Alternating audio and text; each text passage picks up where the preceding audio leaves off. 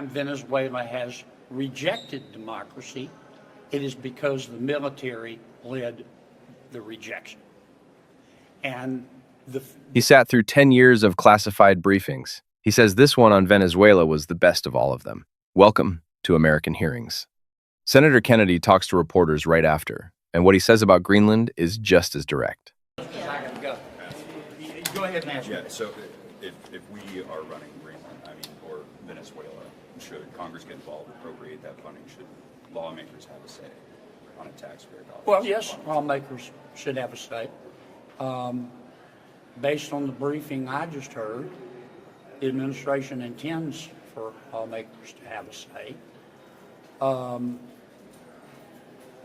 don't know how else to answer your question. Well, should it go be an appropriations matter? I don't know yet. It's too early to tell. Look, let me just say this generally. Number one, I've been here 10 years. Many times these briefings under Democrat and Republican administrations are a waste of time. This was not the case. This was probably the best briefing I've had in a classified setting since I've been in the Senate. And whether you agree or disagree with what the president's doing, no fair-minded person could have sat through what I just sat through and not be impressed. That's point two. I know there are a lot of questions about Greenland. To invade Greenland and attack its sovereignty, a fellow NATO country, would be weapons-grade stupid. President Trump is not weapons-grade stupid, nor is Marco Rubio. That's all I'm going to say on Greenland, but there will be more to happen with respect to Greenland. Senator, does that Number three, the administration has a careful, thought-out plan for Venezuela. So this argument that they don't have a plan is nonsense. They do have a plan, but it's a plan. It doesn't always mean it can come true.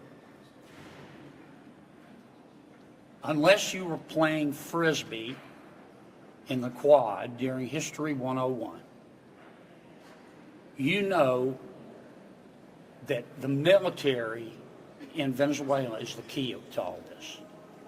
Every time Venezuela has embraced democracy, it is because the military went along with it. Every time Venezuela has rejected democracy, it is because the military led the rejection. And the future of Venezuela in terms of the type of government it is going to have will be determined by the military. That doesn't mean we can't influence them, but ultimately it will be, I'm just talking about raw power. That's just the way it is. I'm encouraged by the fact that the Venezuelan people have accepted democracy. They voted for it in the last election. But will they vote for it again? That's up to the Venezuelan people. History demonstrates that the military is going to have a lot to say in this. Yeah. On Greenland, should there be military intervention? It was suggested by the White House yesterday. I just answered that. Recognizing that it was a classified setting, you say the administration has a plan in Venezuela. There's not a lot of clarity in the public about what that plan is. Is there anything you can tell us about what No, that plan is? it was in a classified setting. That's for the president and Secretary Rubio to do. But they have a plan, and it's a well-thought-out plan. They haven't shared the plan beforehand for security reasons. A question was asked, why didn't the president tell members of the Senate about the arrest of Maduro before it was attempted? It would have put a lot of lives at stake. Senators don't have a skiff, a classified room that we can go into to accept classified calls. You would have put a lot of men and women, American men and women, at risk had these plans leaked.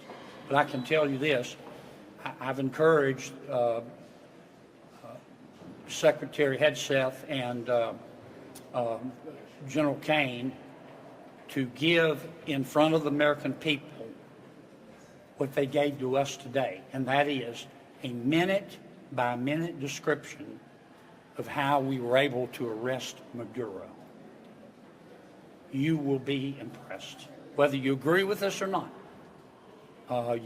You will come away going, our military is breathtaking in its superiority. Okay? Thank you so much. Welcome back to American Hearings. Kennedy's praise for the Venezuela briefing is unusually direct. He calls many classified briefings a waste of time regardless of administration, and says this was the exception. He won't detail the plan publicly, but insists it exists and is well thought out, even if execution isn't guaranteed. His Greenland comments shut down speculation about military action against a fellow NATO member in blunt terms, describing the idea as weapons-grade stupid and confident. Neither the President nor the Secretary of State would pursue it. The most substantive point is his analysis of Venezuela's political trajectory. Throughout the country's history, democratic transitions have happened when the military went along. And authoritarian consolidations have happened when the military led them. Outside influence matters, but the military holds the actual leverage. He closes by encouraging the administration to bring the same minute-by-minute briefing on the Maduro operation to the American public, confident it would shift perceptions regardless of political alignment. Subscribe to American Hearings.